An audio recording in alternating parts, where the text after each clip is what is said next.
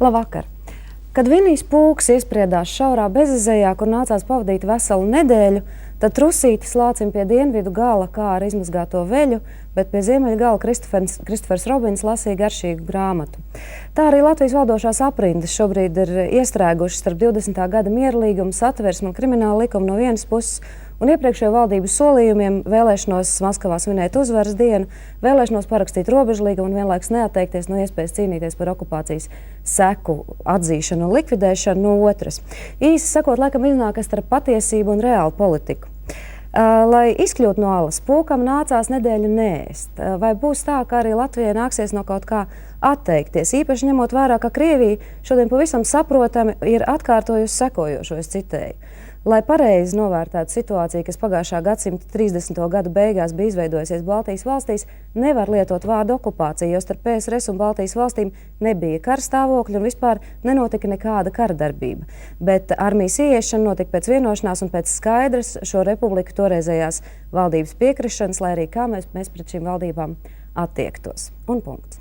Valsts pirmo personu krēslā šovakar pirmoreiz ārlietu ministrs Artis Pabriks. Labvakar, Pabrikungs. Labvakar.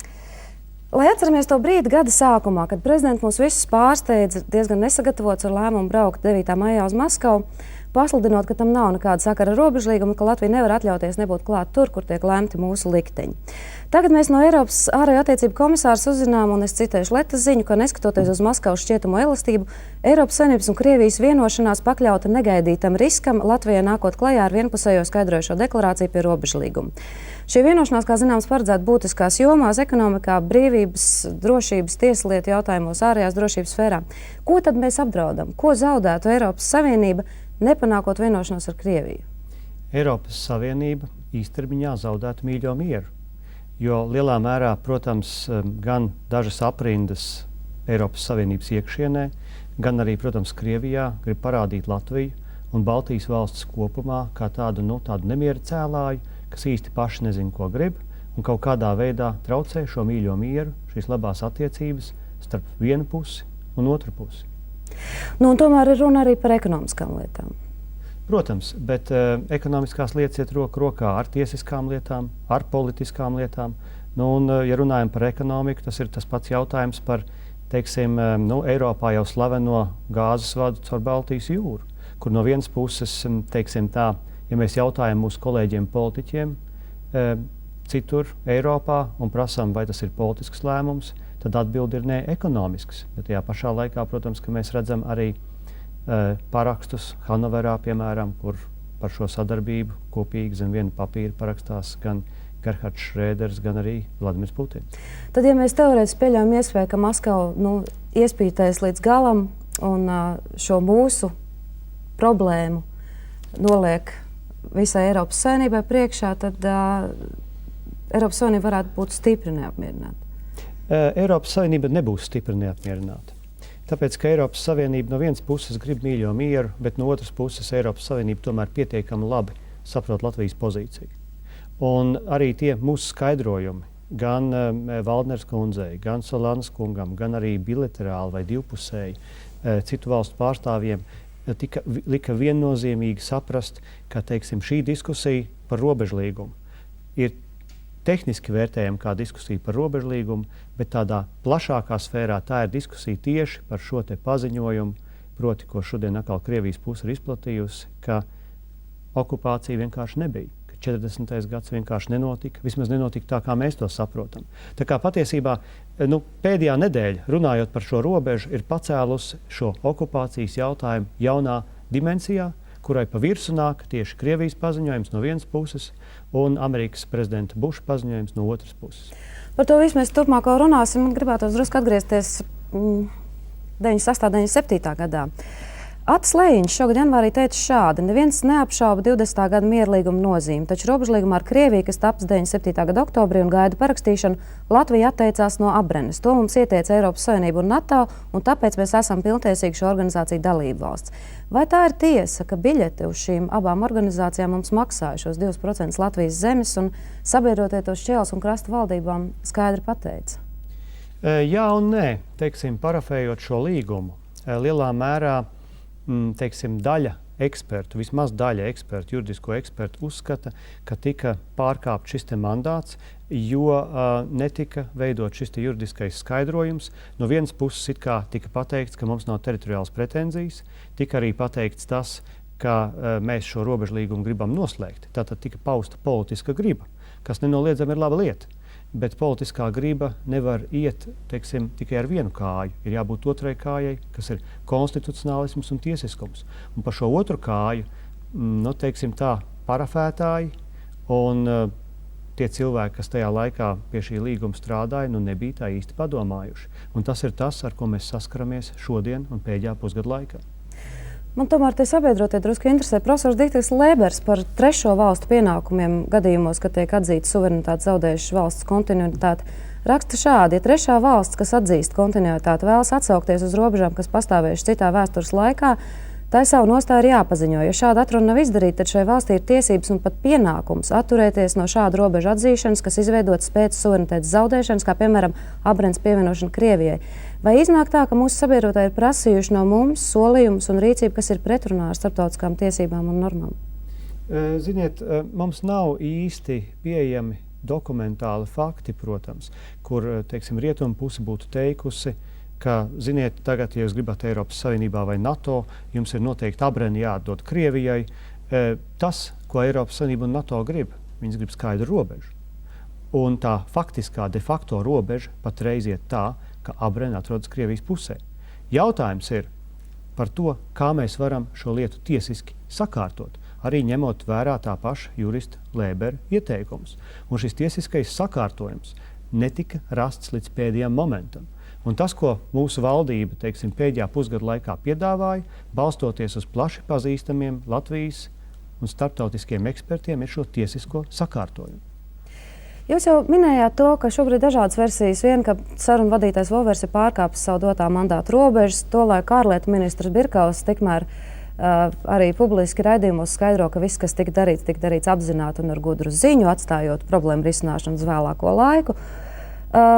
Mēs zinām arī, ka Tēvzemieši un arī jūsu partija diezgan tā cenšas norobežoties no to gadu notikumiem. Vai jums pēc visu... Tajā laikā nebija. Bet bija premjeras Šķēle, vai ne? Bet vai šo mēnešu laikā jums ir kļuvis skaidrs, kas tad toreiz notika? Kaut kāds stulbums, apzināta ļaunprātība, vai valdība vienkārši klausīja tiem pašiem rietumu partneriem, nelasot satversmi?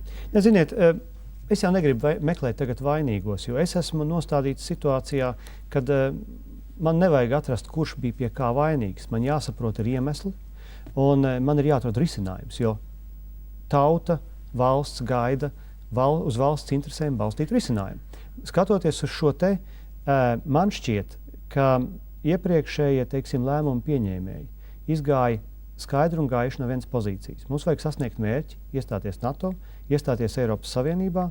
Jebkuras šaubas par to, ka Latvija šeit grib būt perfekts, sabiedrotais, mums ir jāizgaisē ar labiem politiskiem solījumiem. Bet šie politiskie solījumi nebija pamatoti. Viņi nebija pamatoti tiesiski.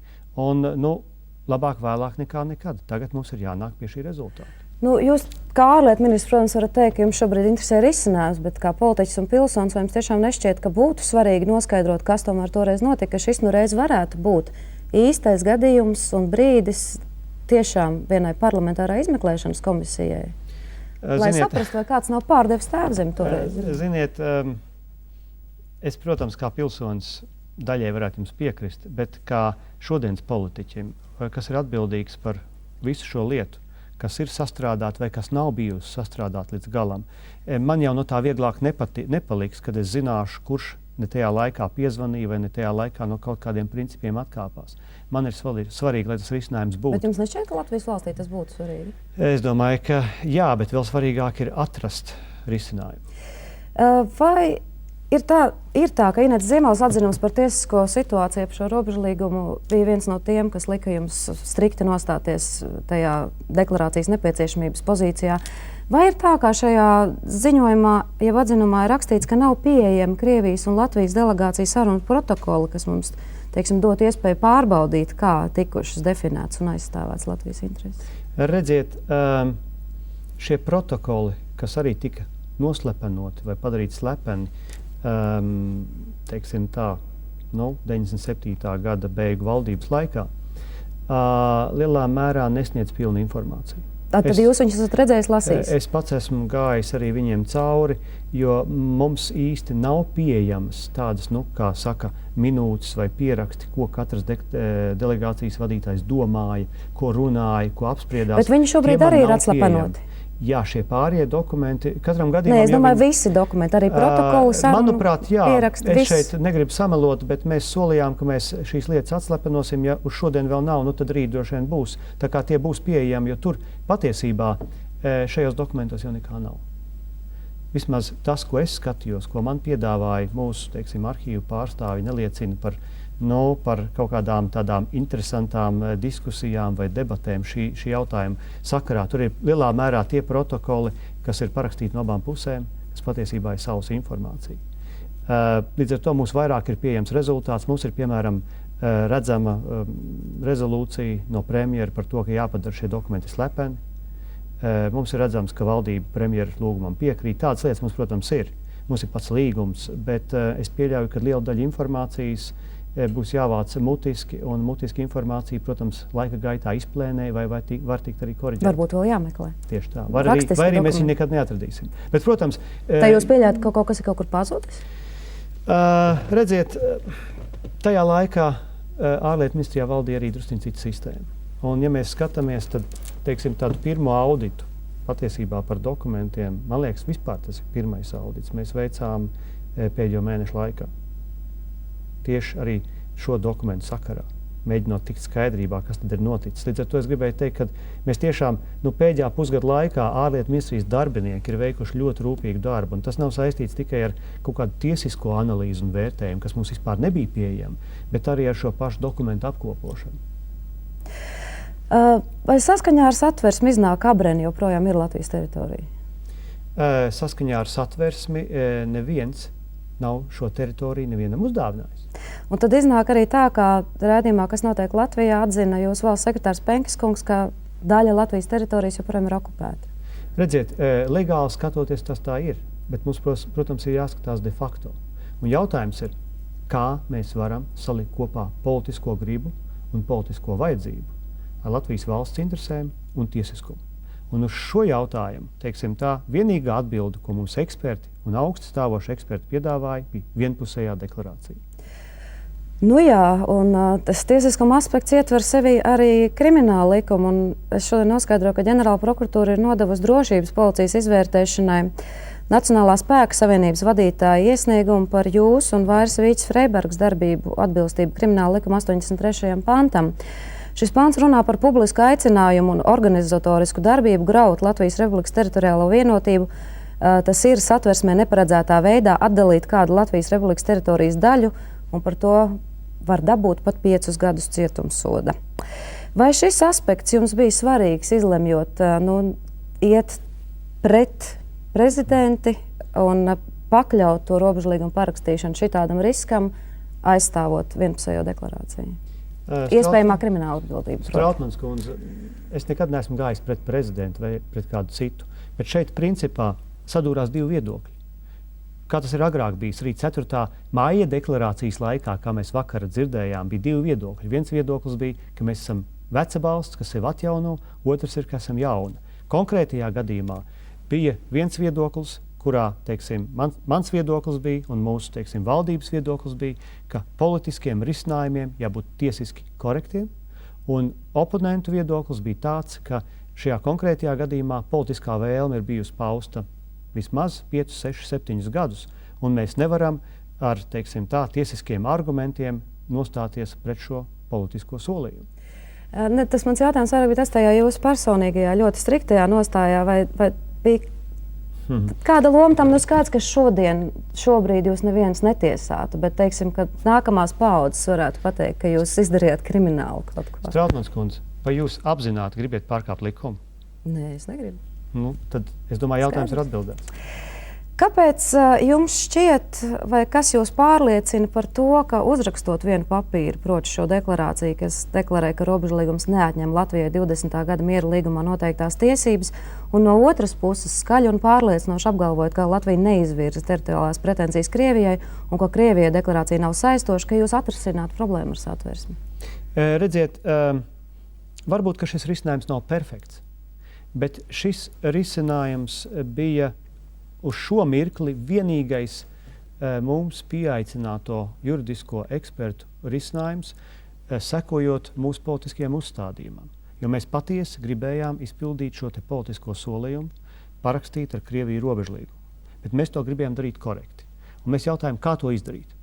Un tad virkne šo ekspertu nāca ar piedāvājumu, ka, lūk, ņemot vērā vēsturi un pieredzi, kāda ir bijusi arī citām valstīm, sevišķi attiecībās ar Padomju Savienību, mēs varētu rīkoties, proti iesaistot šeit vienpusējo deklarāciju. Un šeit tika dot vairāk piemēru. Piemēram, Helsinku vienošanās 1975. gadā, kad, ja nemaldos, prezidents Fords devās parakstīt līgumu ar Krieviem, ko Krievi, starp citu, piesauc arī tagad, runājot par Latviju, ka šeit pēckara robežas ir negrozītas.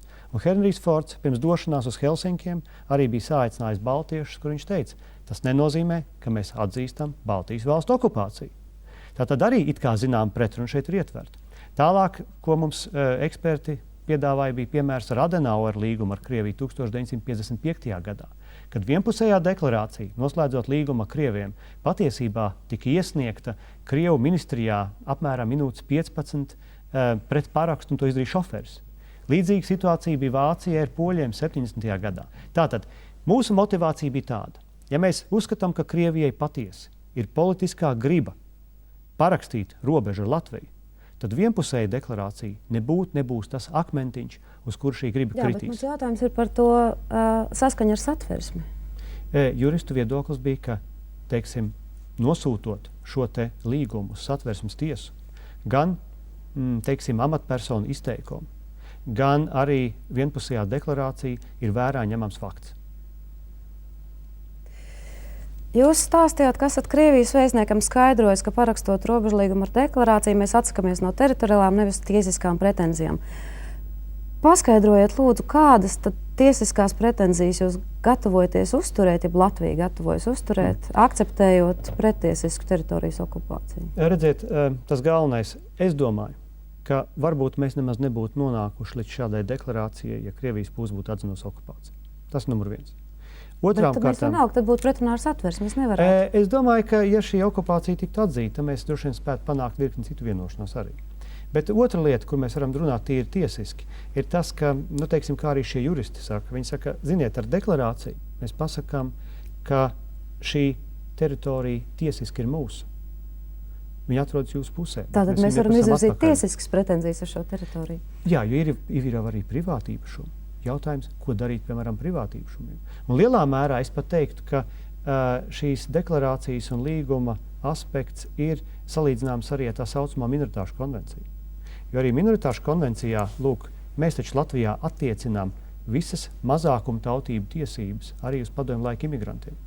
Mēs šīs tiesības attiecinām, bet tas nenozīmē, ka šīs tiesības imigrantiem pienāks automātiski, jo konvencija runā tikai par minoritātēm. Tā kā, redziet, es domāju, ka šī ir, protams, plašāka diskusija, kurā vajadzētu tiešām piedalīties juridiskiem ekspertiem. Bet tad, principā, jūs Krievijai ar šo deklarāciju sakat, ka mēs gatavojamies nākotnē izvirzīt pretenzijas? Nē, es domāju tā. Līgums stājas spēkā tad, kad viņš ir nevis parafēts, tad, kad viņš ir ratificēts. Un ja Saeima, ņemot vērā konstitucionālo tiesu, ņemot vērā varbūt kādus citus lēmumus, šo līgumu ratificēs kopā ar šo pievienoto vienpusējo deklarāciju, tad droši vien mums būs iestājusies kaut kāda jauna situācija, kurā teritoriālajām pretenzijām vairs nebūs vietas. Mans uzdevums kā izpildvaras pārstāvim ir padarīt ratifikāciju iespējamu, jo līgums jau nav spēkā tad, kad es viņu parakstu. vai kāds cits paraksts. Tad jūs, runāt sakot, darat, ko jūs varat šobrīd, un tālāk, lai Saeima tur tiek galā. Es daru to, kas man ir jādara, bet es nevaru darīt neko tādu, kas pēc tam varētu tikt interpretēts, ka tas nebūtu saskaņā ar Latvijas likumdošanu. Viss, ko jūs stāstat, ņemot vērā arī to, ka mūsu valsts vīri un eksperti mīl izteikties, ka nevienam abrēna pēc būtības nav vajadzīga, un skaidrs, ka arī Krievijai tas nav izdzīvošanas, bet principu jautājums, paliek jautājums par to principu. Iznāk tā, ka Krievija nevar atļauties nevienu soli iet 20. gada mierlīgumu un attiecīgi arī okupācijas atzīšanas virzienā. Redziet, Strautmanis kundze, es nedomāju, ka Latvija ir vienīgais pūks starp diviem baļķīšiem vai alā. Es domāju, ka Krievija ir turpatās. Un tie baļķīši lēnām spiež. Mana pozīcija, kā ārlietu ministra pozīcija, ir, es nevaru sekot Ribbentropa pēdās. Es nevaru kādam kaut ko dot, kas man nepieder. Es pirms brīža runāju ar prezidents preses sekretāru, un tikko bija beigusies Vīķis Freibergs un Krievijas vēstnieka Kaļužnijas saruna. Secinājums esot, ka abas puses joprojām vēlas parakstīt robežlīgumu, tomēr pirms tam būtu nepieciešams tikt skaidrībā par dažiem jautājumiem, protams, par deklarāciju. Aiva Rozenberga teica, ka tas būtu jūsu uzdevums, ko varētu palīdzēt veikt Eiropas Savienības kaut kādu politiķi. Vai jums ir skaidrs, kas tad tagad notiks? Vai varētu būt, ka Eiropas Savienība piespiedīs Krieviju akceptēt mūsu deklarāciju? Es nedomāju, ka Eiropas Savienība ir organizācija, kas Krieviju kaut kur piespiedīs, bet es pieļauju, ka šeit ir nepieciešams vairāk laiks pārdomām visās trijās pusēs. Un ir nepieciešams laiks sarunām. Mums ar Krieviju nav bijušas patreiz arī sarunas, sēžot pie viena galda. Mums ir bijušas telefona sarunas, mums ir bijušas vēstules, bet šeit ir nepieciešama tomēr tāda pārdomāta sarunu tēma, un cerams būs arī rezultāts. Tad tas, ko mēs tagad gaidām, ir, ka Krievija piekritīs ar mums runāt par šo tematu. Proti par tematu okupāciju, 20. gada mierlīgumu? Lielā mērā, protams, ka tā tēma par okupāciju un robežlīgumu un par leģitimitātes un 20. gada mierlīguma atzīšanu, tā ir tēma, kas arvien vairāk un vairāk nāk dienas kārtībā. Krievija nespēs ilglaicīgi no tās izvairīties. Šī šodienas prezidents tikšanās ar Krievijas vēstnieku liek domāt, ka Vīķa Freiberga ir varbūt atgriezusies uz tās līdzdalības takas robežlīguma problēmas risināšanām. Jo tas, kā pirms tam tas izskatījās, ka mūsu prezidents vilināja ar Schengenas labumiem un baidīja ar sabiedrisko dusmām un neizpratni, proti aicināja tā kā pretējā virzienā atkāpties no deklarācijas, aizmirst mierlīgumu, zaudēt argumentus, vai jūs joprojām varat teikt, ka mums ir vienota ārpolitika? Es gribētu teikt, ka patreizējos apstākļos, kad mēs esam tik nopietnā diskusijā, kad mums ir iespējas tiešām atrisināt vienu ilgi samilzušu, teiksim tā, jautājumu, mēs nevaram atļauties, ka mums iekšienē mūsu pozīcijas grauj dažādi viedokļi. Mums ir jābūt ar vienu viedokli, mums jāspēlē vienā pusē. Un tas ir tas, kas ir pats svarīgākais mūsu valstī patreiz. Tās ir tās valsts intereses, mums ir jābūt vienā pusē. Bet vai jūs varētu piekrist, ka šobrīd izstāstā, ka prezidenti ir drusku mainījusi to kursu uz Latvijas pusi atkal paskatoties? Redziet, es neesmu neatkarīgs novērotājs. Mani novēro. Jums par to jāspriež. Vai jūs, prāt, prezidentei, ņemot vērā visu, kas ir noticis pēdējos mēnešos, visus šos daudzos dažādos aspektus, juridiskos un tiesiskos un morālos, kas ir nākuši klajā, kopš viņa janvārī paziņoja par savu vēlmu doties uz Maskavu, ņemot vērā šodienas Krievijas paziņojums, vai viņai nevajadzētu atcelt savu braucienu? Ziniet, es domāju, ka prezidents lēmums bija izsvērts un pareizs braukt uz Maskavu. Un es domāju, ka patreizējais brauciens arī, ka tur būs Džordžs Bušs un citi Eiropas pārstāvi, lielā mērā viesīs skaidrību, kāda tad ir mūsu attieksme pret Krieviju un kāda ir Krievijas attieksme pret mums, pret Eiropas Savienību un pret NATO, jo Krievijas attieksme pret Latviju ir lakmusa papīrītis. Ja Krievija attiecas pret Latviju tā, kā tas ir šodienas paziņojumā, tad droši vien nekas labs nav sagaidāms. Ja šī attieksme mainās, mēs varam runāt. Vispirms Džordžs Bušs atbrauks pie mums, un ja šodien Latvijas mēdīji spēlē viņa interviju, kur viņš solās Putina kungam atgādināt, ka tomēr okupācija ir bijusi, tad Krievijas televīzijas izplata informāciju, ka Bušs esot solījies šeit runāt par minoritāšu tiesībām. Un tā versija, kas jau vakar kaut kur izskanēja, ka viņš ir vienīgais, kurš varot mums pateikt kaut ko, kas Krievijai nepatīk, vienlaikus paliekot mūsu draugs. Vai ir pamats bažām, ka mums būs kaut kā jāmaksā par šo cēlo žestu? Nē, mums noteikti nebūs jāmaksā par to, jo arī manas telefona saruna šodien ar Kondolīzu Raisu apliecināja to, ka mēs esam nopietni partneri. Mēs redzam, ka Amerikas Savienotās valsts pilnībā saprot mūsu situāciju. Un, ja Bušs arī redzēs, kā dzīvo pie mums minoritātes un imigranti, viņš nevarēs pateikt neko sliktu. Es domāju, ka mēs neko negribam slēpt, jo mums nav ko slēpt. Nu, bet tie piketētāji, visi, kas, teiksim, vakar centās paust savu viedokli, jau netiks laisti centrā. Nē, redziet, es domāju, ka arī man būs problēmas droši vien centrā pārvietoties, kaut gan es esmu ministrs. Bet ne jau tas ir galvenais. Galvenais ir, ka šī strateģiskā partnerība ar amerikāņiem strādā. Un es ticu, ka arī viss tas, ko Bušs šeit pateiks, būs par labu Latviju.